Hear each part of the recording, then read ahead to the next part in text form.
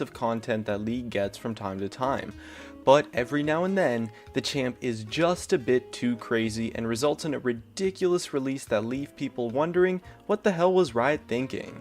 As we count down the list, we'll be measuring these champions by how overpowered they were on release and how hard they got nerfed right after. We'll only be looking at releases from Season 1 onwards, as the beta stuff is a little bit too crazy to judge. Let's get started. Number 10 is Echo. With Echo's release, we saw what was one of the most overloaded kits League of Legends has ever seen, and although this AP assassin was quite difficult to play, his utility and power proved to be unmatched in the hands of a skilled Echo player. His ridiculously low mana costs, high base damages and stats, as well as insane utility led to him having a crazy release. With his stun and ultimate being super difficult to see and predict at the time, even players at the highest level had a super hard time dealing with him, and his outplay potential was crazy high, while opponents were left with little options to punish the mistakes an Echo player might happen to make, since the tools in his kit were super forgiving. Number 9 is Jinx. On release, the damage Jinx's abilities would deal, as well as the attack speed steroid she had from her minigun, were totally absurd. She came out and completely dominated the hypercarry role, and the tools she had in her kit allowed her to be a complete lane bully. Most hypercarries have a very weak laning phase, and that's why they don't succeed in a meta dominated by tanks, but Jinx totally crushed that, with the poke from a W max being super powerful and caused laning against her to be a total nightmare. Even after getting nerfed in about 4 or 5 patches, she is still one of the strongest hypercarries in the game, with the amount of utility her kit brings to a teamfight. Having area of effect damage that can crit on auto attacks is a really powerful tool for any AD carry to have, and combined with the rest of the power she had on release, we were left with a champion who reminded us of the glory days of Season 2 AD carries who wrecked the meta entirely. Number 8 is Graves. Speaking of the glory days of AD carries, when Graves was released in Season 2, his base levels of power were absolutely ridiculous, and the utility his smokescreen provided was a really unique tool that set Graves a significant level above everyone else. His release alone caused hypercarries to completely fall out of the meta in favor of the trinity of Graves, Ezreal, and Corki, the lane dominant AD carries, since there's no reason to play a hypercarry at all if you could just play Graves and almost match up to the late game damage output, but completely destroy the laning phase. Since Graves was an AD carry that totally wrecked the laning phase, but also had a ton of damage in the late game, there was pretty much no way, and certainly no reason, to get away with playing an AD carry who was weak during the laning phase. He received nothing but nerfs for about 2 years following his release, and even when he fell out of the meta, we saw him pop up as a strong laning phase bully here and there. Number 7 is Vayne. Rounding out the last AD carry on our list, when Vayne was released in early Season 1, she was essentially a Superman version of the Vayne we see today. She had significantly higher damage on all of her abilities, Q, W, E, and even on the AD steroid of her ultimate. She also had a higher attack range, much more base stats, and much more movement speed, as well as the stealth on her ultimate lasted for a full 1.5 seconds. With a tumble max at level 9, she could proc the 1.5 second stealth every 2 seconds during the 8 to 12 second duration of her ultimate as it ranked up, and with her abilities pumping out a lot more damage, the early game weakness of Vayne was completely non-existent. The long-lasting stealth made her weaknesses in teamfights as well almost impossible to punish, and we were left with an insanely powerful AD carry with loads of outplay potential who was super powerful inherently. Number 6 is Rek'Sai. The damage values and ratios on Rek'Sai when she first came out, combined with the incredible utility of her passive and awesome crowd control she brought to the table, along with the overpowered warrior jungle enchant, all came together to make her kit really powerful throughout all phases of the game. She was everything you wanted from a jungler: really strong clears, a very strong early game, great sustain, area of effect crowd control, and the vision during her burrow completely wrecked the jungle meta, and she was one of the main forces that suppressed tank junglers until Cinderhulk came into the game. She single-handedly ruined the jungle meta in the eyes of most pro players, as it was very tough to match up to her strength if picked in a game, and the utility of her burrow and strength as a jungler inherently eliminated a large amount of weaknesses entirely from a lot of team compositions. Her win rate was insane, as despite her overloaded kit, she wasn't too complex to play, and so she peaked out at around a 56% win rate or so, and she's still one of the best junglers in the game to this day.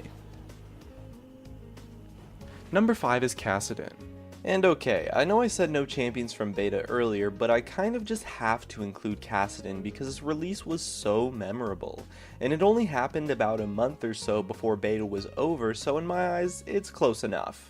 This one is a little bit tricky. On release, Kassadin wasn't perceived to be as obscenely overpowered as some of the other champions on this list, and it took a little bit of time for people to actually realize how powerful he was. However, release Kassadin was the strongest version of Kassadin that has ever existed, and he certainly was overpowered when released, as shown by the slightly minor nerfs he received for continuous patches following it. Many people will remember the old Kassadin who had a targeted silence on his Q, as well as some nice mana restoration on his W, but when Kassadin was released, his W would actually steal mana from its target. He also had crazy high AP ratios and base scaling, as well as much lower mana costs on everything, especially his ultimate, and his Force Pulse had a 1.0 AP ratio and only required 4 abilities instead of 6 to get charged up. He also had some MR per level and higher armor per level, and really so many other little things that I could go on and on about, that even after receiving about a dozen nerfs, he still became a crazy powerful champion for such a long time, and was a true nightmare if you ever played back then.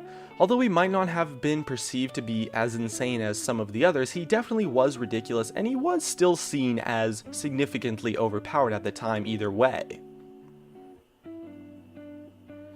Number 4 is Diana. On release, the tuning of Diana's kit was actually off the wall insane. Her ultimate had a range of 900, and her base damage and ratios were all much higher. Additionally, the range on her Moonfall was larger, so her crowd control was much better, making her combos a lot easier to pull off, and her damage overall to be quite ridiculous. Her crazy damage values and scaling allowed her to play a tanky bruiser style with the damage of an assassin burst mage with incredible range in her abilities, leaving her without much counterplay and making laning against her a total nightmare.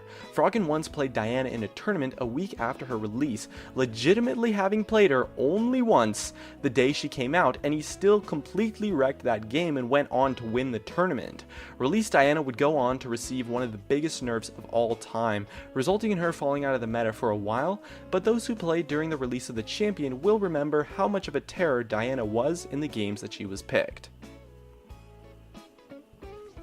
Number 3 is Zyra. With Zyra's release, she instantly proved to be an insane mage, as her raw damage output, comboed with the utility of her kit, was just absurd.